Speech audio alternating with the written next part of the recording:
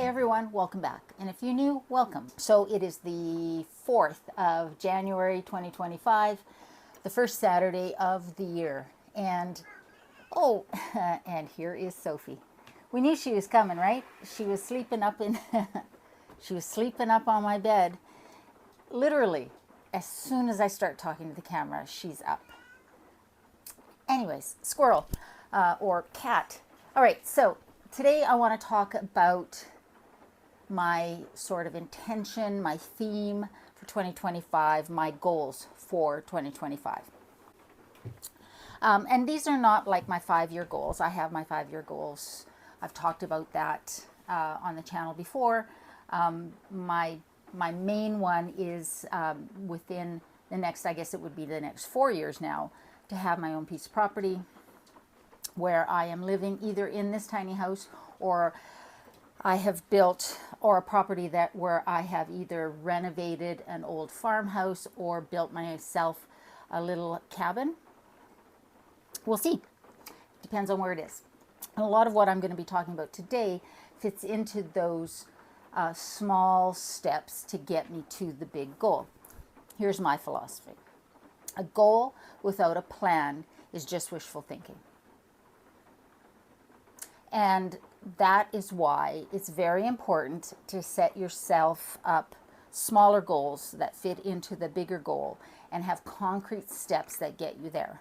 Those of you who've been watching me for a while know that I don't make New Year's resolutions. I set a theme, a word, a phrase for the year ahead. Last year, my theme for the year was self-care, and rebalancing, getting sort of back to myself. Oh, here you come again. And I definitely reached that theme, self-care and doing things that would really bring me peace and balance, because 2023 was extremely stressful. And so I needed a year to just sort of get back to myself. And I definitely did that. I felt good about it. I may have gone a little overboard. We'll talk about that in a second. But definitely that was the appropriate theme for that year. So for 2025, I've been trying to think of what the theme should be. You just stay right there. And I was having a conversation with Shiloh over the Christmas holidays about it.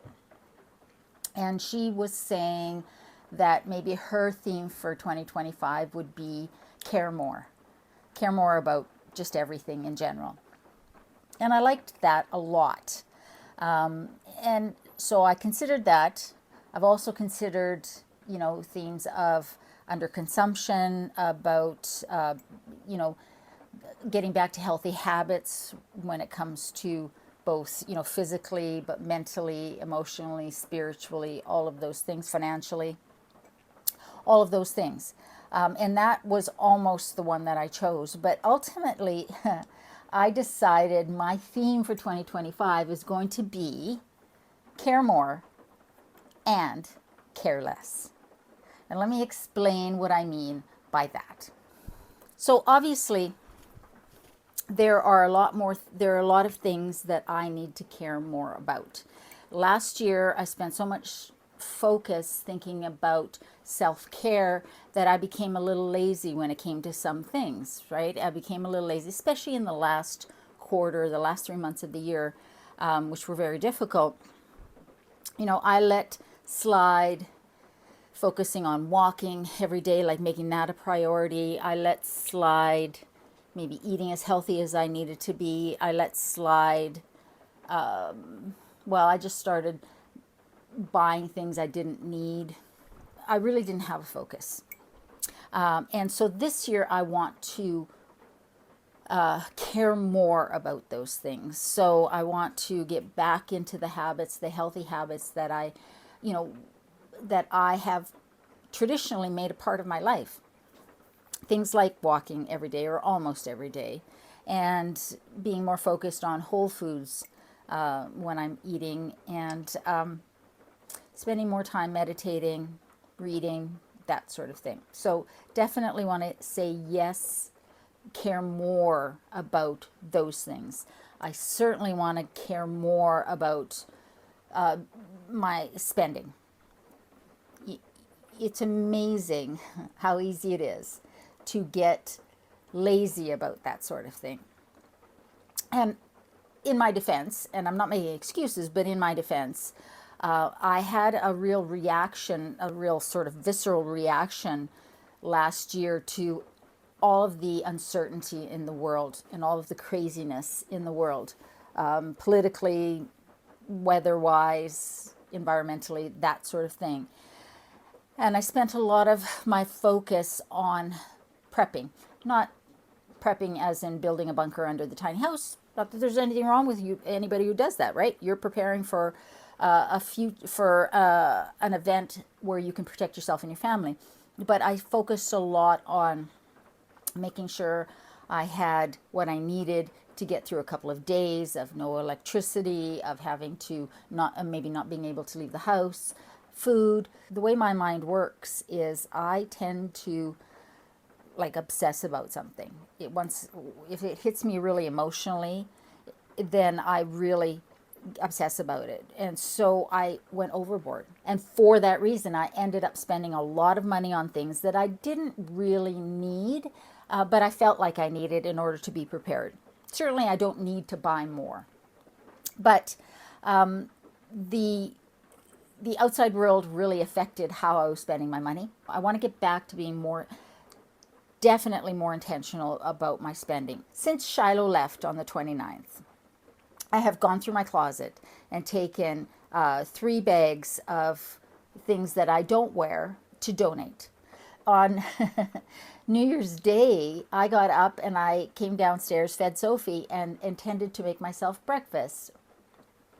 Went into the freezer and I saw a mess. It was so packed in there that I didn't know what I had. So instead of making breakfast, I spent the next 2 hours pulling everything out of the freezer, washing out the bins, taking an inventory of what was in there, getting rid of a few things that were freezer burnt or mystery items that I did not know what they were, and then organizing everything and putting it back.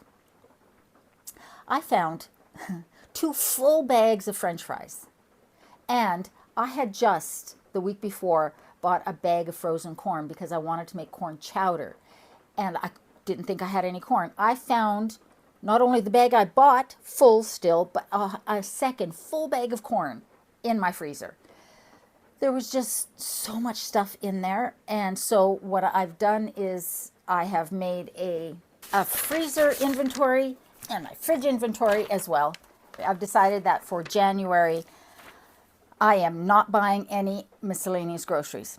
I will buy oat milk, fresh fruit and vegetables, and anything that I run out of that I need, like a certain spice or something like that. I do not anticipate I will have to buy anything other than fresh fruit and produce because I am so fully stocked.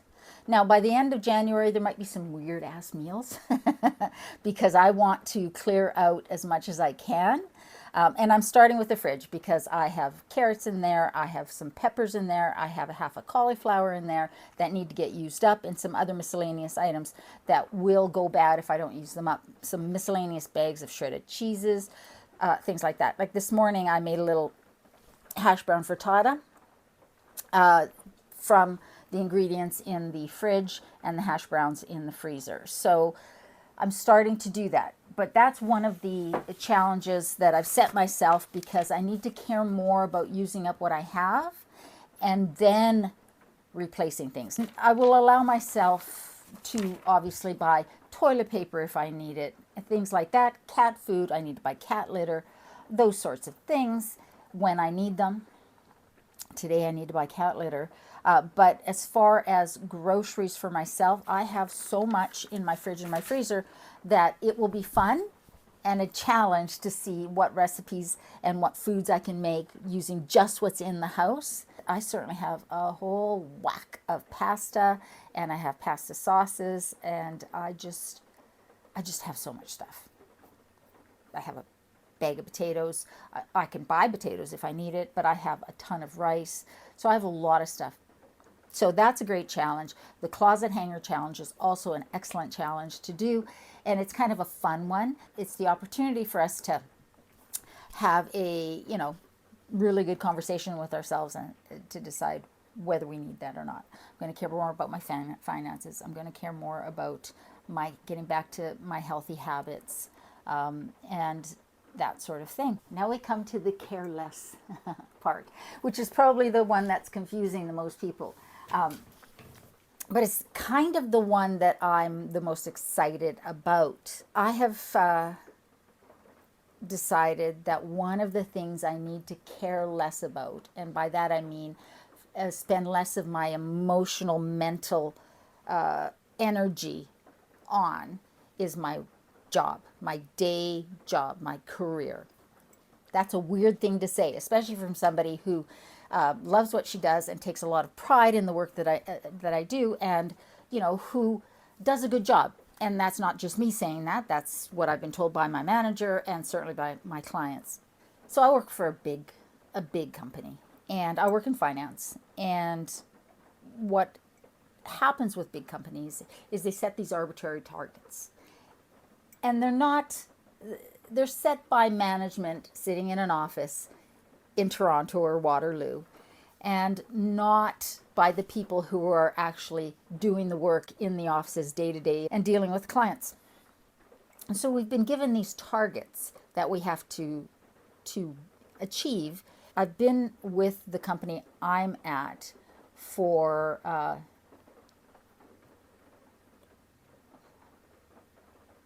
it'll be 8 years this year, so 7.5 years. And what I've noticed is every year the targets go up, or almost every year, or at least some part of the target will go up. And you knock yourself out to get there. And then what corporate does is go, oh, well, I guess if they can achieve that, then they must be able to achieve more. And I've always prided myself on being pretty, okay, Sophie, here you go, pretty, determined to manage my work-life balance. But what I found last year was that I was working 10, 12, 14-hour days far too often. And here's what I've noticed. It doesn't matter how hard I work. It doesn't matter how much more I do.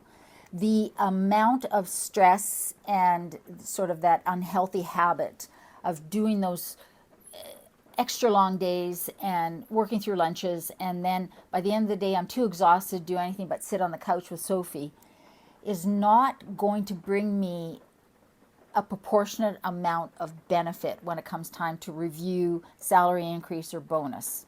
So if they want to let me go because I'm not going to turn myself inside out to reach targets that aren't achievable, then I'll find another job.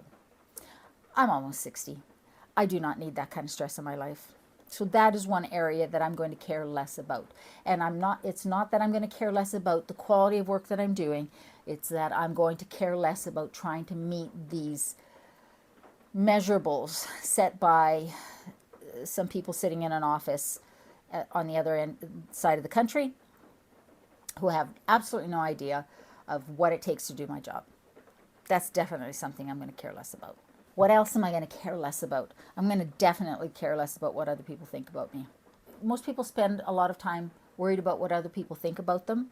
And then you get to a certain age where you realize other people aren't thinking about you. They're too busy worried about what you're thinking about them. And that was like a light bulb moment in my head. And that happened quite a few years ago. But because I'm on this platform, because I have, this channel, I get a lot of opinions about all sorts of things.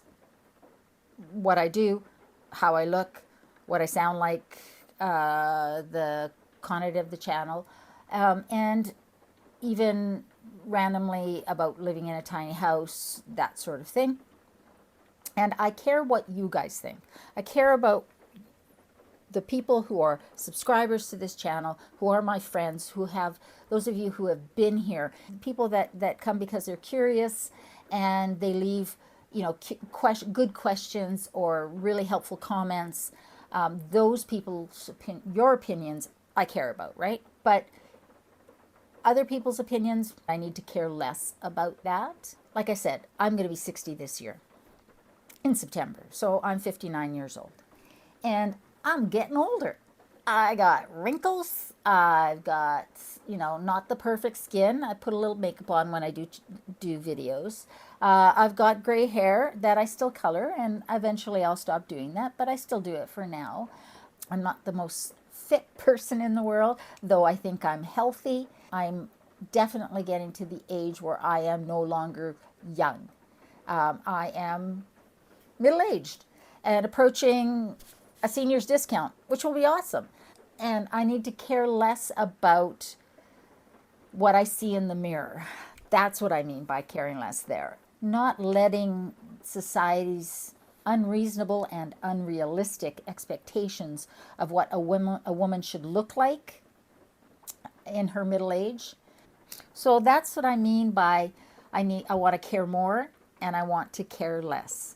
I want to care more about how I'm spending my money, not buying things that I don't need, buying from companies that are doing good for the environment, focusing on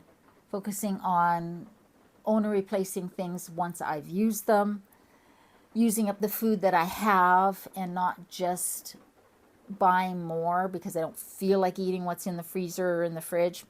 Not going to happen. Caring more about getting outside no matter if it's raining or not. And you know what? Also caring more about doing the things that are healthy for me mentally and emotionally, and spending more time with friends and doing some of the hobbies that I want to do. Caring less about work. I just want to do my work that I enjoy and leave all of the rest, all of that office BS and corporate BS behind, and caring less about what society says a woman of my age should be doing and looking like. Yeah, I think those are good. I'm excited about those. Those are all doable. So what I'm going to be doing going forward is I'm going to be taking pictures of my meals. I've already started doing just snapshots of the meals that I'm making with what's in the house. And I'm also keeping track in a little calendar of the days when I spend money and don't spend money. And if I do spend money, what am I spending money on? And we're definitely going to do that for January. And as far as spending money on things other than groceries, going forward throughout the year, I'm going to see how long I can go, right? I'm not going to call it a no spend, low spend year. I'm just going to see how long I can go with only replacing things that are worn out. And when I do buy something, it has to be something that I need, and it has to be replacing something that's going out the door. I think it's great when we share these things because then it sort of keeps us accountable. Now I've told all you guys about this, so now if I fail, I will let you know if I fail. I will let you know if I go on a random shopping spree and buy a bunch of makeup I don't need. Oh my God, let's talk about the makeup. Sorry, squirrel. I went through my makeup and my personal care products, and I got rid of a bunch of stuff that I don't wear. And I found 2 palettes that I bought, makeup eyeshadow palettes, that I have never used. So I put those out and I will use them. And I will not be buying any eyeshadow because I have way too much. I'll replace mascara once it gets used up because I do like to wear mascara. But do you know what I found? This is like a confessional. Do you know what I found? I swear this is true. I found 12 lip balms in this house. And that does not include the 2 I have in my purse and the 1 I have in my car, in the van. Of those 12, 9 had not been opened. So they're ones that I really like. There's some lip balms from Essence that I really love, and sometimes they're hard to find. So what I would do is if I saw them, I would buy a couple. There is absolutely zero reason to buy a lip balm this in 2025. Zero reason. I found 12. That's embarrassing. I mean, I keep one here. I keep one at my desk. I have one, well, I had two in my drawer in the bedroom by my nightstand. The rest were in the bathroom in my makeup unorganizer. Yeah. So that's just an example of sort of the mindlessness, right? Like I just always have this, oh, I should buy it if it's on sale, or you know what, I love this. Sometimes it's hard to find. I'll buy it. And then I put it away and I forget about it and I don't keep track of it. And so that's just a perfect example of why I'm going to care more about where I'm spending my money and be more intentional about that, because that was embarrassing. I debated whether I'd tell you guys, but friends, I have to be honest with you. Apparently I have a lip balm addiction. That's my confessional at the very end of the video. If you stayed this long, you got to hear my confessional. So anyways, guys, let me know how you guys are doing this year so far. I know it started off a little crazy. So that's another thing I think we're going to have to care less about. We have to be informed about what's going on in the world. We do not have to be inundated by it 24/7. So let's all sort of think about, try to reduce our consumption of the crazy media, non-stop, sensationalist, terrifying news and social media, right? Let's focus on the things we can control. Let's let go of a lot of that. Let's be informed, be aware, be safe, but also protect ourselves so that we can be healthy mentally, physically, emotionally, spiritually, financially. I cannot wait to spend this next year with you guys. You guys have been amazing. I love you so much. I will see you. Well, I'm probably going to do a video on a recipe that I'm going to be making using, that's right, pantry items and fridge items that I have. So I'm going to be doing that for Wednesday. I'm going to try and do more Wednesday cooking videos. I kind of let that slide because life was just too crazy, because work was too crazy, but we're going to try and get back to that as much as possible. Not to put too much stress on myself, but definitely going to be taking pictures of the food that I eat. But I think you'll find this barely a recipe on Wednesday a really good strategy for how to use up what's in your fridge and your pantry and your freezer to make, yummy meals. As always, remember, in a world where you can be anything, be kind, including to yourselves. I love you, and I'll see you next time.